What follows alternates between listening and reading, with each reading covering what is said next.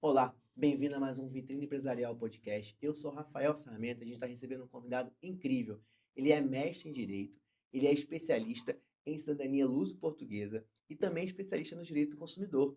Com vocês, doutor Reinaldo Galo. Doutor, Olá, obrigado pelo carinho. tudo bem, Rafael? Um prazer estar com você. Prazer estar com vocês também, amigos internautas. Estamos aqui à disposição para tirar as dúvidas que surgem e que são muito comuns. Eu imagino que deve ter muitas. Essa questão é uma questão muito procurada pelos brasileiros, né? Mas antes da gente entrar nas dúvidas, doutor, eu até separei algumas aqui, até pessoais, para poder tirar com você. Eu queria pedir para você contar um pouco da sua história, né? Eh, Todo mundo que vem aqui eu peço para contar a sua história profissional. Então, por que você escolheu esse caminho e essa especialidade? Então, Rafael, são quase 25 anos trabalhando com direito, né? Ano que vem eu completo 25 anos, bodas de prata, Bodas de prata. como advogado, né? Sou formado pela PUC do Rio de Janeiro Uhum, e minha família é uma família de juristas, né? Meu avô foi juiz legal. militar, a minha mãe foi advogada também, então tem toda uma história dentro do direito. E além também, quando a gente é adolescente, a gente vê aqueles filmes de direito, né? Eu posso citar o Filadélfia, Sim, com o Denzel Washington, sim, posso citar o Questão de Honra sim. com o Jack Só Nicholson e o atores Tom ruins, Cruise, só os atores atores mais ou ruins. menos, né? É. E que me influenciaram muito, foram decisivos na minha escolha para o vestibular, né? E aí a decisão em fazer o direito. Caramba, e quando você começou a atuar, você atuou em qual área inicialmente? O direito do consumidor, que a gente vai poder falar um pouquinho sobre isso ao Sim, longo do programa, e o direito civil de maneira geral, né.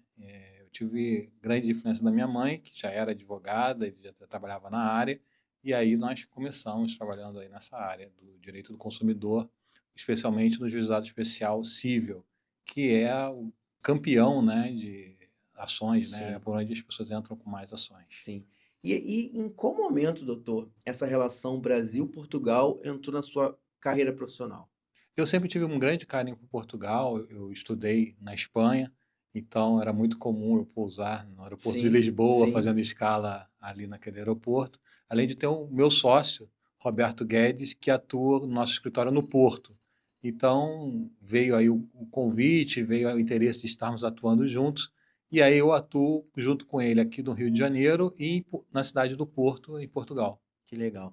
Essa se você puder, doutor, explicar para gente dar um passo inicial sobre a solicitação, da cidadania, ou a possibilidade de ir morar legalmente em Portugal. Eu acredito e imagino que é algo muito procurado por brasileiros, né. E eu queria perguntar, dando introdução a esse assunto, o que de fato é permitido, sabe. Então se o senhor puder explicar, o que de fato é um direito adquirido, quem pode solicitar a cidadania, ou quem pode simplesmente não solicitar e trabalhar lá, por exemplo, um marido de alguém, uma esposa, como é que funciona isso? Então, a Constituição brasileira colocou brasileiros e portugueses em pé de igualdade, quer dizer, tanto o cidadão português como o cidadão brasileiro têm os mesmos direitos em ambos os países, né. A grande questão é você entrar legalmente no país, que é o que infelizmente não tem acontecido com muitos brasileiros. Os brasileiros têm se aventurado em entrar em Portugal, em solo português, só com o visto de turista, que na realidade ele chega lá, não precisa de visto, ele chega e entra quando faz a entrevista na aduana, a polícia geralmente libera ele para entrar, só que ele entra de forma ilegal, já sai procurando emprego, já sai procurando, se aventurando, Que alugando nem alguma poderia coisa, trabalhar. nem poderia trabalhar naturalmente. Quer dizer, é óbvio que Portugal está com as portas abertas aos brasileiros, mas tem que se entrar de maneira legal, tem que se entrar de maneira com visto, da forma mais correta possível. A pessoa vai se aventurar em solo português, está roubando o emprego de um cidadão português, que também tem a necessidade e está entrando numa sinuca de bico, porque ele corre risco de ser deportado. Sim. E só para a gente entender, um brasileiro para viajar a Portugal, ele precisa de visto ou não? Como turista, ele não precisa de Não visto, precisa, só chegar ele e entra entrar. livremente. É óbvio que tem umas exigências, por exemplo, você Sim, tem que ter um seguro-saúde, faz um sim, seguro-saúde, porque é importante que você sim, mostre. Você tem que, muitas vezes, o policial português vai perguntar para você quanto tempo você vai ficar, sim. Aonde você vai onde você vai ficar? ficar, qual hotel você vai Sim, ficar, quantos euros você está levando para sim. entrar.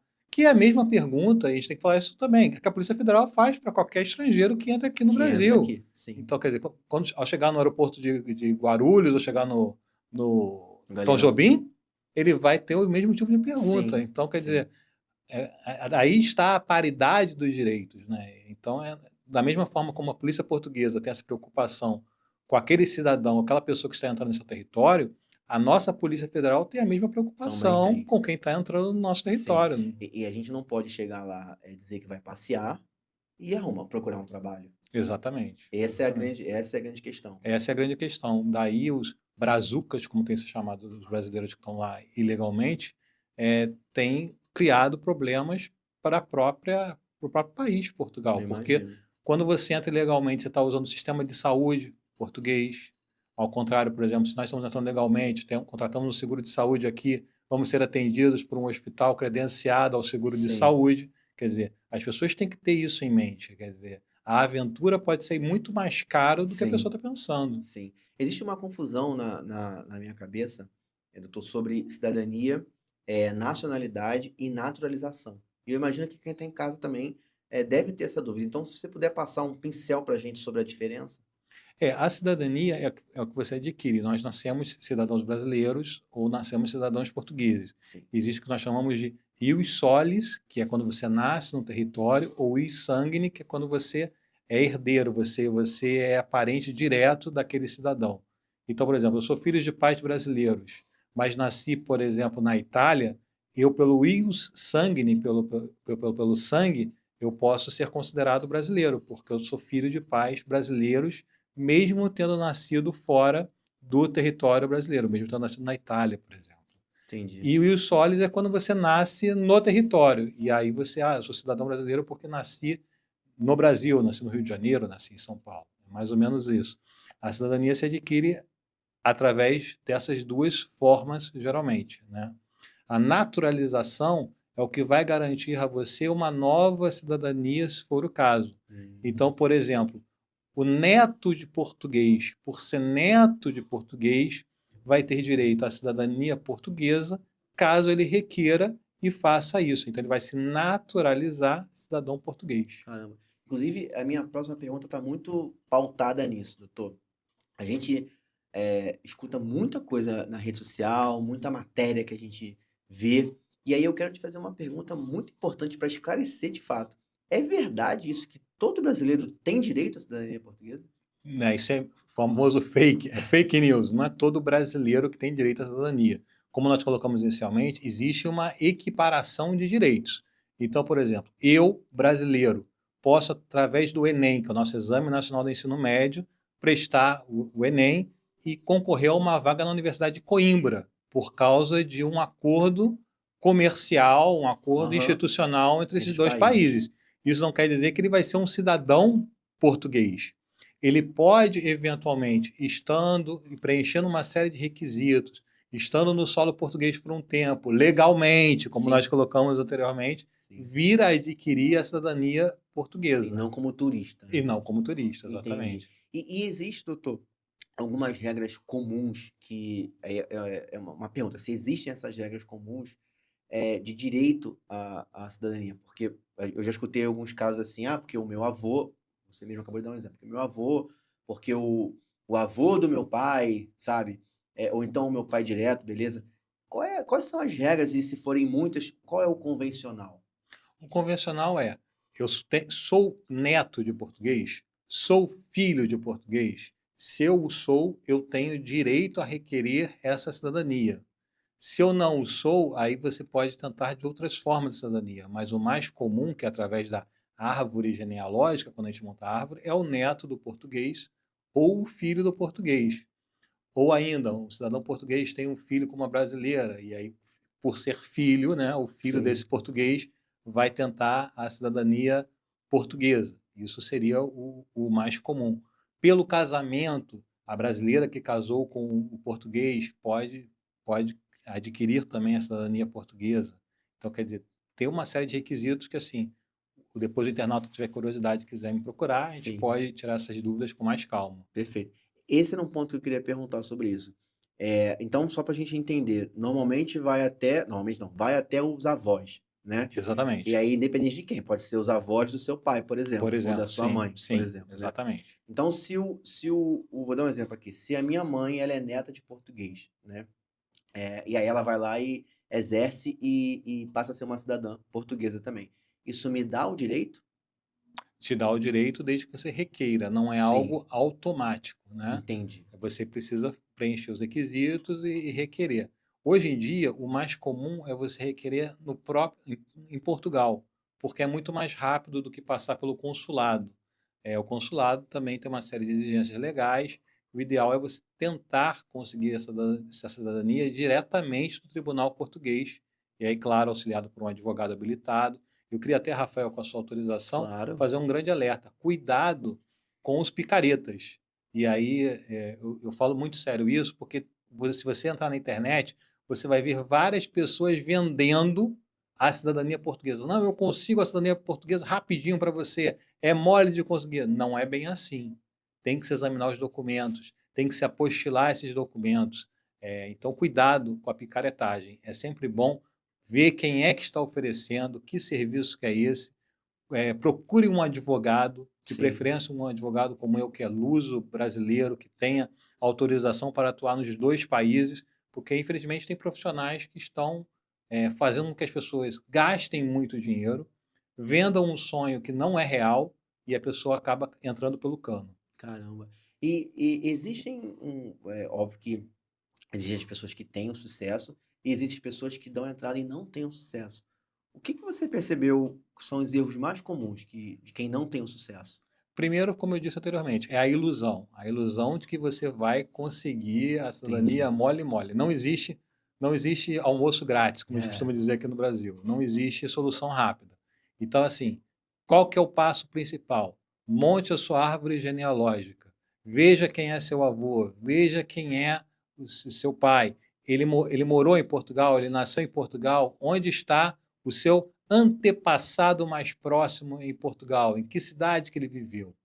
E aí você consegue montar a árvore e começa a separar os documentos. Porque esse é o primeiro passo.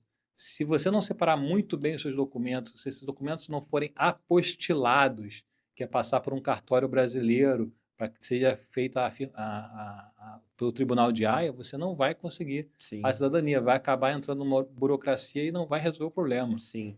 Quando dado entrada num processo de nacionalidade portuguesa, qual é o tempo médio que demora?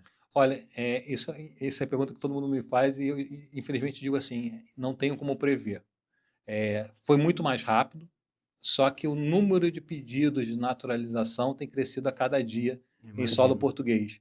Então, você não tem como falar assim, olha, vai levar 6 meses ou vai levar um ano. Eu já vi casos até de levar 2 anos. Tudo depende, em primeiro lugar, de você separar muito bem os documentos, montar a árvore genealógica, como eu falei, apostilar esses documentos. Quando você faz todo esse trabalho direitinho, você facilita muito a vida do advogado, porque a pior coisa para o profissional é ficar toda hora, faltou a certidão de casamento, faltou a certidão Hum, de nascimento, faltou a certidão de sim, óbito. E um alerta que é importante ser feito é que antes da Segunda Guerra Mundial, o responsável pelos documentos em Portugal, na Europa de maneira geral, era a Igreja Católica. Então eram feitos livros tombos nas igrejas, com casamento, com nascimento. E até caramba. você localizar isso no solo português também leva um tempinho. Por isso que eu falo da importância da árvore e de você saber direitinho as cidades, os locais onde se estava em Portugal, porque isso facilita muito para o advogado na hora que for procurar os documentos, especialmente lá em Portugal. Sim, e se a pessoa não tem os documentos, existe um caminho, por exemplo, o seu escritório ajuda, dá esse tipo de solução? Como é que funciona isso? Nós vamos procurar a certidão. Existem meios através da internet da gente buscar a certidão. Aliás, se me permite também um outro alerta que eu Claro, gostaria de fazer. Cuidado com o doutor Google. Cuidado com a inteligência artificial. Porque o que exatamente. mais acontece comigo no escritório é, doutor, eu pesquisei no Google, eu pesquisei no IA, eu estou procurando para saber até qual é o número da ordem desse IA, né? Todo mundo pesquisa na IA. Cuidado, porque às vezes a informação que é passada pela inteligência artificial, a informação que é passada pelo Google não é exata. E já me aconteceu casos de cliente me chegar com uma petição pronta Tá aqui, doutor, é só o senhor assinar. E a petição está completamente Nossa, errada por conta do doutor IA. sim, Então, cuidado, a tecnologia veio para nos ajudar, mas a sim, gente tem que saber lidar com a tecnologia. exatamente, exatamente. O que que pesa mais num processo e principalmente para o tempo dele, sabe? Tipo, a falta de documentação, o enquadramento errado, o que que pesa mais? Esses dois fatores que você citou são muito importantes. A falta de documentação e enquadramento errado. A falta da apostila, a pessoa não apostilou os documentos, é outro problema muito sério que a gente tem. E outro problema também, que pode parecer banal, mas não é que assim, o serviço ele não é gratuito. Não existe a defensoria pública como existe aqui no Brasil. Lá, os advogados que atuam nesse sentido. Então, tem taxas a serem recolhidas Sim, em euros. A gente sabe que hoje o euro está muito caro em relação à realidade brasileira. Então, a pessoa também tem que pensar que existe uma certa quantia que essa pessoa vai pagar em euros, que agora varia de caso para caso, e aí só realmente consultando para a gente analisar o caso e passar um orçamento, que a pessoa tem que ter em mente. Quer dizer, a pessoa tem um gasto em euros que existe e não tem como negar. sim. Para brasileiros, por exemplo, que querem pensar no futuro, né? Em requerer a cidadania e ir morar em Portugal. Quais os cuidados jurídicos ou os passos que a pessoa tem que pensar e começar a agir desde agora, pensando a médio e longo prazo? O primeiro passo é o seguinte: monte a sua árvore genealógica. Eu sei que estou sendo um pouco repetitivo nisso, Sim, mas é muito importante. Montar a árvore é muito simples, aí você pode até pegar no Google como se sim, monta, é relativamente simples. Mas a gente precisa saber seu histórico familiar em Portugal. Não adianta, eu acho, me contaram, isso também é muito comum, Rafael. Me contaram que o amigo do vizinho da minha tia, que ele tinha um amigo que era meu tio em Portugal. Não, não. Quem é o seu parente em Portugal? De onde vem a sua árvore? Qual é a origem do sobrenome? Onde é que está isso? Segundo passo, novamente, separar a documentação correta. Certidão de nascimento, certidão de casamento, certidão de óbito, se for eventualmente sim, falecido. Faleceu aonde? Em Portugal? No Brasil? Onde é que está essa certidão de óbito? Isso é fundamental. E o terceiro passo, apostilar os documentos. Lembrando que as certidões ela têm uma validade de 90 dias. Então, quando você contratar o advogado, você pode até utilizar os documentos antigos para que o advogado comece a já montar a árvore, já comece a analisar os documentos. Mas na hora de dar entrada, todos esses documentos têm que estar devidamente sim, atualizados. sim. E uma coisa, doutor, a gente falou um pouco no início sobre as pessoas às vezes cometerem o erro de viajarem para Portugal a turismo e começarem a exercer uma vida profissional lá ou de residência. Para quem já cometeu esse erro, vamos considerar assim, de executar uma vida profissional lá sem estar permitido, existe solução para ela poder procurar o seu escritório e regularizar a situação dela? Sim, nós temos nosso escritório no Porto para lhe auxiliar nisso. É claro que jamais eu falaria assim, volta correndo para o Brasil porque só vai resolver daqui do Brasil. Não, a gente consegue resolver em Portugal. Mas existe uma série de trâmites importantes de serem percorridos, de serem seguidos, para que a gente possa auxiliar essa pessoa na sua legalização lá. Não é nada de outro mundo. Só que eu repito o que eu disse no início, e isso é importante ficar claro. Você está ocupando a vaga de um português. Sim, E por isso, até que a gente está tendo alguns problemas em solo português por causa disso. Eu não condeno os meus irmãos lusitanos por causa disso, porque, de certa forma, eles estão tendo um problema econômico muito sério lá dentro. Mas é importante que nós, brasileiros, tenhamos a nossa consciência também de procurar legalizar a nossa estada lá, sim, com a nossa certeza, estadia lá. com certeza. Deixa eu ir mais a fundo nessa questão da cidadania, né? É, é plausível, é viável que um cidadão que passe a ser um cidadão português também, ele possa residir ou morar em outros países na Europa? É totalmente possível. Na realidade, esse é o grande sonho de todos nós. O passaporte português, ele é um passaporte europeu. Ele te abre portas para a Europa. Sim, Então, você vai, por exemplo, cidadão português pode estudar na França. Você, cidadão português, pode trabalhar na Alemanha. São várias as possibilidades que existem e que são reais. Eu tenho alguns clientes em Portugal que os filhos já sonham em estudar fora de Portugal, sonham em estudar na França, sonham em Sim, estudar em outro país da sim, Europa, porque se abre realmente muitas portas ali. Esse é o grande objetivo da União Europeia, né? A União Europeia nasceu com isso, sim, quebrar barreiras alfandegárias, quebrar barreiras econômicas. A única moeda, o euro, sim. vem também em atenção a isso. Então, assim, para quem tem esse sonho, eu gostaria de ser bastante enfático em incentivá-lo nesse sonho, encorajá-lo nesse sonho, porque realmente vale a pena. Então é possível que um cidadão português ele possa residir e trabalhar em outro país da Em Europa. outro país da Europa, perfeitamente. E é o que você tem percebido esse movimento? Eu tenho percebido esse movimento, eu posso até falar por mim, que eu sou cidadão italiano. E quando eu chego em Portugal, eu sou tratado como comunitário. Quem é o comunitário? É o europeu que faz parte da União Europeia. Ele tem benefícios, ele é tratado de outra forma, ele não é visto como um estrangeiro, mas como um europeu Sim, que está nesse grande, bota entre aspas, nesse grande país chamado Europa, né? entendi, entendi. Queria voltar um pouco na pergunta anterior a essa, que traz a questão sobre a pessoa estar lá de forma não permitida para executar um trabalho, tirando o trabalho de um português que residente de lá. Existem casos ou possibilidade dessa pessoa ter um problema maior com a Justiça de Portugal, por exemplo? Um exemplo, você ter que voltar para o Brasil, não sei, alguma coisa grave assim, nesse sentido?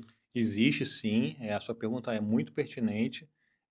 A cada dia nos noticiários portugueses nós vemos inclusive a intenção de deportação de brasileiros. Então a gente precisa realmente estar atento a essa questão. Está ilegal? Procura se legalizar, vai tirar o NIF, vai tirar o cartão cidadão. São medidas que podem ser tomadas aos poucos, e que são importantes de se Sim, fazer. Não feche os olhos achando que, ah, não, estou vivendo o sonho europeu. Até porque, Rafael, quem chega em Portugal ilegal, ele vai pegar o que nós chamamos de subempregos. Ele nunca vai ter a mesma equiparidade de direitos, ele nunca vai ter o mesmo direito que o cidadão português. Ele vai estar pegando um subempregos, e aí como é que vai ficar a situação dele? Ah, entendi. aí a grande pergunta que eu faço assim: você está disposto a virar um faxineiro em Portugal? E, por favor, eu não estou fazendo Sim, eu aqui entendi, eu nenhuma entendi. alusão contra a Contra essa faxina. profissão, Eu sim, estou falando de subemprego. Você está disposto a ter um subemprego sim. ou você quer entrar no solo português de maneira legal? É essa que é a questão. Sim, sim. E existe um movimento também de empresários indo para esse caminho? Sim, há muitos empresários indo, inclusive o governo português tem incentivado, Caramba, que através legal. do visto de negócios, para que as pessoas possam realmente investir em Portugal. Portugal, ele hoje em dia é um dos países mais seguros da Europa, então quer dizer, a pessoa que está se mudando para Portugal tem a tranquilidade de não ter esse índice de violência que a gente tem aqui, quer dizer. Eu tenho um amigo brasileiro que mora lá, muito querido, que me fala: nossa, eu no Rio de Janeiro eu ouvia barulho de tiros, aqui eu ouço barulho de passarinhos. É triste a gente pensar nessa Sim, realidade, mas quando a gente tem filho, quando a gente tem crianças pequenas, isso começa a pesar sim, na nossa sim, consciência. sim. Além de uma educação muito boa, a educação pública portuguesa é excelente, né? Então, quer dizer, Portugal sim está para aqueles que desejam investir, para aqueles que desejam entrar de maneira correta no país, aberto. Que legal. E só para a gente fazer uma análise comparativa com o Brasil, principalmente quando a gente fala de outros países como os Estados Unidos, por exemplo, que também tem um movimento, né? Quando a gente fala de Portugal, quando eu comparo com o Brasil, existe uma semelhança sobre os direitos, por exemplo, lá tem SUS igual aqui, entendeu? Como é que funciona isso lá, para quem quer residir lá? Sim, lá eles têm um sistema, uma espécie de sistema único de saúde também, que você adquire direito com os documentos certos. E aí daí, o que eu tinha comentado contigo anteriormente, da questão do estar legal em Sim, Portugal. Porque se você está ocupando, está ilegalmente lá, o SUS de lá, entre aspas, vai ter que dar também assistência. Você não vai chegar na porta de um hospital português e a pessoa vai negar atendimento. Tem uma questão de humanidade também. sim, Mas a pessoa estando de maneira correta, ele vai conseguir ser atendido. entendi, entendi. Doutor, qual é o maior erro que você percebeu que as pessoas cometem a dar entrada? Bom, o primeiro erro é o doutor Google e o doutor Inteligência Artificial. Sim, Esse é o erro crucial. disparado. Olha, gente, são quase 25 anos de profissão. Sim. E, infelizmente, eu tenho pessoas que, com todo respeito, teimam comigo em dizer que tem direito quando não tem. Então, qual que é o primeiro passo? Monta a sua árvore genealógica. Separa a sua documentação. Traz para o advogado analisar. O advogado vai analisar com calma, lhes dizer todos os trâmites que têm que ser seguidos. Infelizmente, aqui no Brasil, nós criamos uma cultura de que o meu amigo, da minha vizinha, do tio, do cunhado, do meu cachorro. Não, isso não existe, Ah, gente. Cuidado, então, por favor, sim, com o Dr. Google e o Dr. IA.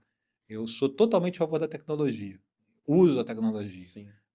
Nosso podcast aqui é um exemplo De da tecnologia, de informação tecnologia com e da tecnologia. interatividade. Nós estamos aqui prestando um serviço público para as pessoas, né? Sim. Muito útil. Parabéns a você Obrigado, pelo seu obrigado. programa. Mas tem que ter cuidado, você tem Sim, que ter responsabilidade. E exatamente. achar que o IA e o Google vai resolver, não vai resolver. Exatamente, exatamente. E só para a gente contextualizar e pular para o próximo tópico, que é o direito do consumidor, que eu também tenho algumas dúvidas sobre isso, é, o seu escritório hoje, ele ajuda e soluciona centenas de casos, né? Como é que as pessoas fazem para poder entrar em contato, e é Brasil inteiro, porque hoje em dia a tecnologia também permite esse tipo de atendimento, funciona para o Brasil, você consegue atender qualquer brasileiro que esteja em qualquer lugar do Brasil e queira dar entrada na cidadania? Sim, conseguimos tranquilamente. Você pode entrar em contato pelo meu celular, né, o 55 do Brasil, 21, que é o DDD do Sim, Rio de Janeiro, pode falar que eu deixo aqui embaixo no 99803-4676. perfeito. 99803-4676. É meu celular e meu WhatsApp. Então, também pode mandar uma mensagem que a gente atende e a gente vai direcionar você ou para o nosso escritório no Porto ou para o nosso escritório aqui no Rio de Janeiro para a gente ver como é que é a melhor forma de Então, se a atender. pessoa estiver lá, ela também consegue ser Consegue ser atendida. atendido pelo meu sócio, doutor Roberto Que legal, Guedes, que legal, também está à disposição lá em Portugal. que legal, que legal. E aí, só para a gente perguntar, você falou do escritório, ele fica aqui no Rio de Janeiro, ele fica onde? Em Ipanema. Em Ipanema. Ipanema. Mas as pessoas do Brasil inteiro podem ser atendidas de forma remota também. Podem ser atendidos de Por forma exemplo, remota. o paulista, o cara está em São Paulo, ele consegue entrar em contato, ele não precisa vir aqui para poder dar entrada ou precisa? Não, não precisa. Na realidade, hoje em dia, a internet tem facilitado muito isso, porque a Sim, gente consegue apostilar o documento, a gente dá a orientação de como ele vai apostilar, por exemplo, em São Paulo. Ele vai mandar essa documentação ou para mim aqui no Rio de Janeiro, ou diretamente para o Porto, no endereço que eu vou mandar lá do nosso escritório. E aí a gente vai dando prosseguimento na tramitação. perfeito, doutor, perfeito. Olha, eu tenho certeza que esse movimento de brasileiros, cada vez ele vai crescer cada vez mais, né? Que bom que tem profissionais qualificados e sérios para que as pessoas consigam seus êxitos, né? Sendo para Portugal ou obtendo a cidadania portuguesa para poder, inclusive, trabalhar em outros países também, né? E Da se você me Europa. permite, inclusive, Rafael, por favor, amigo que está nos assistindo, você que está nos assistindo hoje, pergunta para o advogado qual o número da ordem dele em Portugal. Pergunta para o advogado qual o número da ordem dele aqui no Brasil. Porque os picaretas hoje não têm número de ordem, Caramba. entendeu? Então pergunta para ele, olha, qual que é o número da sua ordem, o número da sua inscrição na OA, que é a Ordem dos Sim, Advogados em de Portugal, lá, né? de lá. Qual é o número da sua inscrição na Ordem dos Advogados do Brasil? Qual que é a sua seccional? Porque aí você vai estar vendo com quem você está lidando, Perfeito. com gente séria ou não. Cuidado, cuidado, cuidado, cuidado com esse serviço de despachante, esses serviços que Nossa. acham que resolvem tudo com mil e uma utilidades, que não vai E resolver. acaba perdendo dinheiro. E perdendo Exatamente, dinheiro, às vezes, de um sonho familiar, né? exatamente Um sonho isso. familiar de ou recomeçar ou prosperar num outro país, né? É muito sério isso, realmente. Muito sério. Eu queria, doutor, aproveitar agora e virar um pouco o nosso papo para o juizado especial, né? Primeiro eu queria te pedir, doutor, para dar um contexto. O que que é o juizado especial e quais são as soluções que ele atua e soluciona? Olha, o juizado especial ele começou como juizado de pequenas causas, Sim, né? Então, respondendo pragmaticamente, o juizado especial é um juizado, uma pequena corte destinada a resolver pequenas causas, causas de pequeno valor. Até 20 salários mínimos sem a presença de um advogado, até 40 salários mínimos com a presença de um advogado. E aí, quais são as causas? Causas com telefonia, causas com internet, causas de viagem, uma viagem que não deu sim, certo. Tudo isso está amparado pelo juizado especial. Qual que é o cuidado? O cuidado é se há necessidade de se fazer uma perícia ou não no caso. Entendi. Como assim? Um exemplo prático. Quebrou a televisão, queimou alguma peça. Precisa fazer uma perícia na televisão para poder identificar o dano? Se tiver que ser feita uma perícia, não cabe no juizado especial. Teria que ser na Hum, justiça comum. entendi. Caso não seja necessária uma perícia. Não, tem a nota fiscal aqui, puxa vida, eu comprei a televisão nova e agora queimou. A loja não quis comprar, juizado especial. Entendi, entendi. Quando tem alguma coisa técnica, por exemplo, que alguém tem que avaliar, Exatamente, e aí precisa exatamente. de um perito para avaliar aquilo, aí não cabe no juizado Não cabe no especial. juizado especial. Entendi. E ele existe um teto ali desse, se for até 40 salários? Até 40 salários mínimos com a presença do advogado e até 20 salários mínimos sem a presença do E acima de advogado. 40? Acima de 40 seria na justiça comum. Entendi, entendi. E quais são as situações mais comuns que você tem observado nesses anos que estão sendo solicitadas para o juizado especial? As causas mais comuns são realmente a questão da telefonia, da internet, Empresas de serviço. despesa de serviço, fornecimento de água, fornecimento de luz, uma viagem que aconteceu de maneira desastrosa, às vezes a companhia aérea botou uma pessoa no seu lugar no avião, a gente viu o caso da Ingrid Guimarães, né, que teve que Sim. ser removida do assento dela, né, enfim, isso tudo é causa para juizado especial. Entendi. E existe um comportamento das pessoas que acham que podem entrar ou pensam que podem entrar e de fato não podem? Existe isso?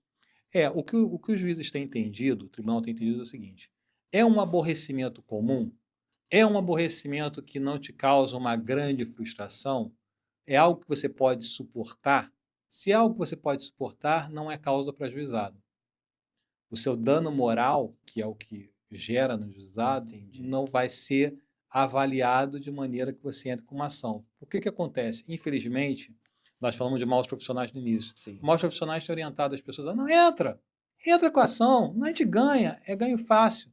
E aí se abarrotou o Poder Judiciário com causas que não seriam tão necessárias, que poderiam ser resolvidas com o telefonema ao serviço de atendimento ao cliente de determinada empresa, e aí você, inclusive, não tem recebido dano moral por conta disso. Entendi. Então, o importante é assim, avalia bem a situação. Você consegue resolver via serviço de atendimento ao cliente? Você pegou o número do protocolo para realmente comprovar que realmente você tem uma substância dentro Sim, do, você do seu tentou, direito? né? Exatamente. Essa é uma pergunta que eu queria fazer, doutor. Existem casos, e aí minha dúvida é se esses casos estão equivocados, da pessoa acionar o juizado especial sem pelo menos ter tentado resolver com o prestador ou com a empresa? Existem muitos casos. E é isso que tem motivado justamente que seja tratado como um mero aborrecimento. É, se você tentou e não obteve uma resposta adequada, se você procurou os outros órgãos, por exemplo, que é muito comum, plano de saúde. Sim, Ah, o plano de saúde não autorizou minha cirurgia. Isso é um caso grave. sim, Você pode fazer uma queixa na ANS sim, existe um órgão regulador. exatamente. Você pode procurar um advogado para entrar com uma ação. Sim, É caso, às vezes, até de uma liminar, vamos pedir uma tutela ao juiz para que você seja operado, né? sim, Tem sim, gente que está até hoje, por exemplo, na fila do SUS querendo uma cirurgia bariátrica, sim, e a pessoa pode morrer. sim, Então, quer dizer, tudo isso é caso para juizado especial. Pode-se entrar no juizado especial para isso também. entendi. No caso aí, do juizado especial fazendário, se for contra a entidade pública, né? O governo do estado Essa era uma ou dúvida. Você mencionou o SUS, por exemplo. Então, se for um órgão público, a pessoa também pode entrar pelo juizado especial. pelo juizado especial fazendário, que Fazendário. também pode entrar, mas também está contemplado no juizado especial. Entendi, entendi. E uma das coisas que a gente escuta muito e escutou por muito tempo é o tempo das ações, né? É o tempo de solução, o tempo que de fato elas são averiguadas. Como é que está isso hoje? Existe um tempo médio? Demora? É rápido? Como é que funciona? Olha, Rafael, isso vai depender muito de onde a pessoa mora, que, por exemplo, se você mora na Barra da Tijuca, existe aqui o Fórum Regional da Barra. Ali a ação vai demorar um X tempo. Sim, Se você mora em Santa Cruz, tem o Fórum Regional de Santa Cruz, ali a ação vai Y demorar tempo. Y tempo. Depende da quantidade de Depende da quantidade de ações. ações. Infelizmente, como eu falei anteriormente, existem ações que não têm razão de ser, que abarrotam o sistema judiciário e acabam fazendo com que uma pessoa que tem o legítimo direito acabe tendo que esperar na fila mais tempo para ter a sua ação julgada do que esperaria normalmente. Então, Entendi. infelizmente, realmente, não tem como você prever um tempo determinado. Varia de caso a caso, mas sim, vale a pena você, se realmente tiver o justo direito, fazer valer o seu direito. Entendi. Então, no aspecto de direito do consumidor, né, que está totalmente ligado a Sim, isso, sim, sim. é a pessoa quando entra com uma ação que se sente lesada, né, por alguma coisa que aconteceu, quando ela entra com uma ação, vai depender da onde ela está entrando com essa ação e isso tem que ser próximo à residência dela. Uma pergunta, por exemplo, se eu moro, no Recreio, eu posso entrar com uma ação no centro da cidade? Boa, excelente pergunta sua. Na realidade, o Código de Defesa do Consumidor fala que você pode entrar no domicílio do consumidor, então próximo ao seu local de residência, ou aonde a empresa tem uma sede. Então, por exemplo, vou entrar contra uma companhia aérea. A companhia aérea fica no Santos Dumont, então eu vou entrar pelo centro da cidade, por exemplo, né? Entendi, O plano de saúde tem endereço no centro da cidade, eu posso entrar pelo centro da cidade. Vai variar também um pouquinho de onde a empresa tem a filial ou o escritório, né? entendi.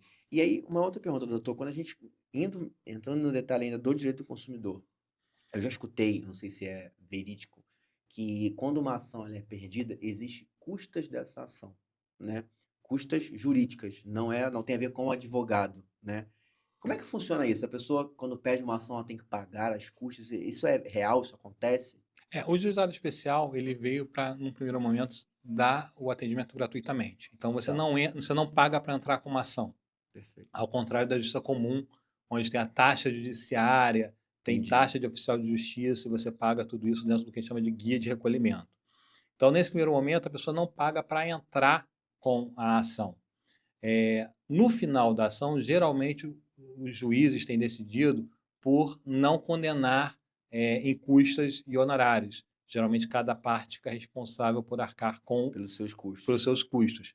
Mas pode acontecer, em caso se entendendo que a pessoa não tem o justo direito, brincou com o Poder Judiciário, pediu algo, dele ser condenado em custas. Mas, geralmente, o artigo 55 da lei fala em não pagar as custas. No juizado No juizado especial. especial. Mas no comum, sim. Sim, é a Lei 9.099 de 95 que estipula não haver a cobrança das custas. E- E pode vir a ser cobrado na custas, sim, se ele quiser vir a recorrer daquela decisão, que, por exemplo, negou o direito dele. Eu vou recorrer para a turma recursal, aí sim você vai pagar a guia para Entendi, recorrer daquela entendi. decisão ou pedir o benefício da justiça gratuita. Entendi.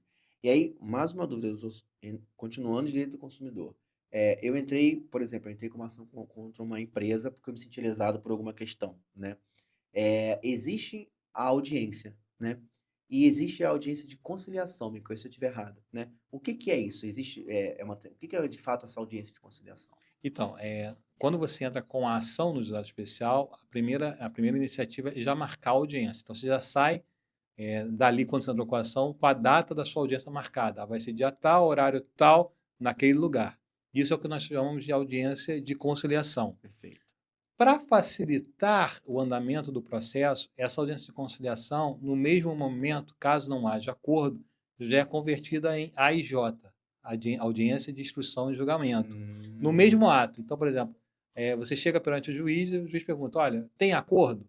Ó, infelizmente não tem acordo. Tem acordo, ofereço tanto.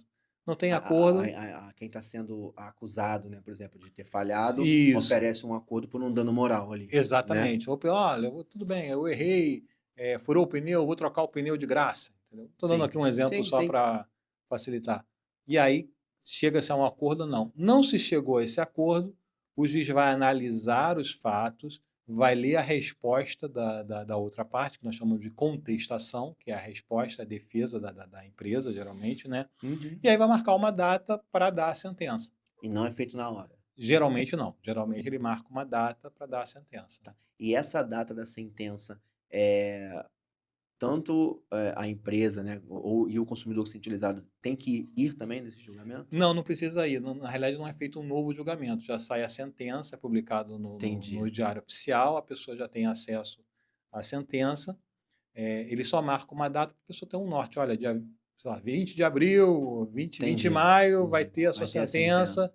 Aí você não precisa ir até o juizado. Você, pela própria internet, consegue ter acesso Entendi. à E aí sentença. é a sentença que o juiz estipula, né? Isso, isso. Geralmente, hoje em dia, por conta do grande número de causas, existe o que nós chamamos de juiz leigo.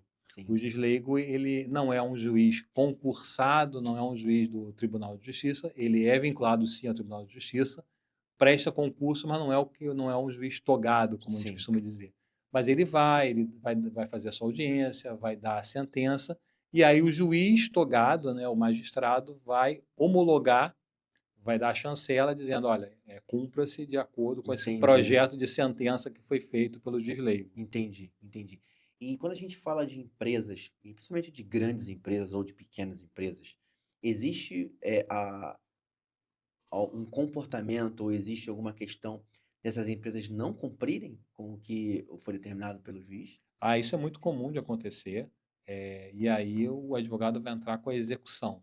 O que que é a execução? A pessoa, vamos supor, a empresa foi condenada em R$ 5.000. O advogado vai entrar com uma execução, aí vai contar juros, vai contar todos os cálculos que é feito de Com um acordo prazo para com o pagamento? prazo de pagamento, e aí o juiz vai dar a execução, vai dar início à execução, e geralmente é feita uma penhora online na conta da empresa, caso a empresa não venha pagar depois de ser intimado. Ó, você não pagou? Tem tantos dias para pagar. Se não pagar, eu vou bloquear a tua conta e vou pegar o dinheiro da tua Entendi, conta. entendi. Estou resumindo aqui para Sim, ficar mais, entendi, mais, mais entendi. fácil. Então, por exemplo, quando é feito a instrução de julgamento, já sai dali com a data do pagamento, por exemplo, Não, quando é feita a instrução de julgamento, sai com a data da sentença. da A sentença. sentença vai condenar ou não vai condenar, vai determinar o dano moral, que é, olha, o teu aborrecimento foi tanto que eu vou estipular Sim, X mil reais por esse sim, aborrecimento. Ou não vou te dar o dano moral, mas realmente, pô, você teve um prejuízo com a tua conta de luz, então a empresa vai te devolver esse em prejuízo crédito, e por vai exemplo. pagar. Sim, Geralmente em monetário mesmo, tá. X reais diante do prejuízo. Pago na conta do. Pagam, pô, a televisão queimou, a geladeira queimou, às vezes acontece isso por Sim, conta de uma falha na sim, Light, por exemplo, né, no sim, serviço de energia elétrica. E aí a empresa vai pagar por esse prejuízo. entendi. Não, então, e aí, mas em qual momento, antes do advogado ter que solicitar uma penhora da conta, por exemplo, em qual momento já sai a data que a empresa tem que pagar? Na sentença. Na sentença já sai uma data. Na sentença, na realidade, ela vai dizer assim: ó, você foi condenado a tantos mil reais, e aí você tem um prazo para pagar, Ali já sai. já sai o prazo para pagar. E aí, em não pagando, em não cumprindo, aí você vai entrar com a execução. O advogado vai entrar com a Entendi, execução, entendi, cobrando aí com juros, enfim, com o cálculo que vai ser feito, o entendi. quanto que vai ser pago. Mas as empresas sérias, as grandes empresas, geralmente cumprem no prazo Então, isso eu determinado. queria perguntar. Existe uma diferença entre grandes empresas e as campeões, por exemplo, de processo ajuizado? Elas têm um comportamento de fato pagar, porque já sabe que se não pagar vai penhorar mesmo, né? Comparado com empresas menores, tem essa diferença? Tem essa diferença, tem essa diferença. Agora, vamos ser sérios também, dizer que também tem pequenas empresas Claro, que honram, sim, pagam, enfim, que reconhecem o erro e claro. acabam pagando dentro do prazo estipulado. O que é importante ficar claro para o nosso internauta que está acompanhando o seu podcast se você tem o bom direito, não fique tímido por causa disso, não se envergonhe disso. Constrangimento é não fazer valer o seu direito. A Perfeito, justiça existe para te amparar, não para tirar o seu direito. E daí perfeito. a importância de você realmente ingressar com uma ação, procurar um advogado, ou mesmo que não queira procurar um advogado, você tem direito até a chegar no próprio juizado, procurar o que nós chamamos de advogado dativo, para te auxiliar com a entrada de uma ação. Ou a Sim, Defensoria Pública também, que sim, também auxilia nesse tipo de coisa. sim. Doutor, eu quero te pedir uma gentileza, assim, para quem está assistindo a gente. É, eu queria te pedir uma orientação para quem se sentiu lesado por uma pequena, média ou grande empresa. O que que você diria para essas pessoas que estão em casa que têm receio de buscar o seu direito, têm receio de entrar no processo, talvez até por não ter o conhecimento do como é possível ser feito isso? O que que você poderia dizer para essas pessoas? Primeiro que nenhum direito ele é pequeno. O seu direito é o justo direito. Se você foi lesado, se você foi prejudicado, acredite que você tem o bom direito. Como eu disse, a justiça está aí para lhe ajudar. Procure a Defensoria Pública, procure o próprio juizado especial que conta com advogados dativos, Conte conosco também, o Sim, nosso telefone está aqui, quiser tá tirar na alguma descrição. dúvida, pode tirar conosco, temos o maior prazer em atendê-lo, mas tenha acima de tudo a certeza de que, assim, o seu direito é o justo direito. E se você realmente tem esse direito, o poder judiciário está aí para fazer justiça, e creia que a justiça será feita. Olha, perfeito, doutor. Obrigado, obrigado mesmo por dedicar o seu tempo. Eu sei o quanto o dia a dia é corrido. Obrigado por ter vindo aqui e ter contado para a gente um pouco da sua experiência bem longa, tanto no direito do consumidor, quanto no direito a requerimento de cidadania luso-portuguesa. Eu queria, te agradecer, de verdade, assim, e eu tenho certeza que muitas pessoas que assistiram esse programa aqui têm a pretensão e pensam que, estão no momento de buscar uma nova etapa da vida em um outro país, seja Portugal, seja um outro país da Europa. Teve uma luz que é possível, sabe? Que é possível, se tiver um profissional sério, um escritório sério, é possível que a pessoa tenha esse sucesso. Em relação ao direito do consumidor, a gente está um país onde a percepção que eu tenho é que o consumidor ele ainda é maltratado, né? A gente tem uma deficiência de atendimento. Me corrija se eu estiver errado, doutor. A gente, muitos desses processos, eles podem ser causados por falha no atendimento. Porque às vezes a empresa tem protocolo para solucionar, né? Mas não consegue solucionar por falha no atendimento ao cliente, né? É verdade, Rafael, eu que agradeço o convite, foi um prazer. Eu espero ter ajudado aos internautas. Mais uma vez me coloco à Com disposição certeza. de todos através do meu telefone, através do meu WhatsApp. E gostaria de deixar essa mensagem, né? Rudolf von Ehring tinha um livro muito interessante chamado A Luta pelo Direito, né? Que na academia, quando a gente lê na faculdade, ele fala de você procurar o seu justo direito, procurar aquilo que é Perfeito. certo. Então, querido internauta, cuidado com o IA, cuidado com o Dr. Google, mas não deixe de valer o seu direito. Não deixe de acreditar no seu direito. A justiça está aí para isso. Perfeito, doutor, perfeito. Obrigado mais uma vez. Parabéns pelo seu trabalho. Parabéns. Esse foi mais um Vitrine Empresarial. Se você amou essa aula de direito que o doutor Reinaldo Galo passou para a gente, não se esqueça de se inscrever no nosso canal. E se você precisar de apoio jurídico para a cidadania ou para os direitos do consumidor, não se esqueça de procurar o doutor Reinaldo. Perfeito? Obrigado por você ter assistido a gente e até o próximo. Tchau, tchau.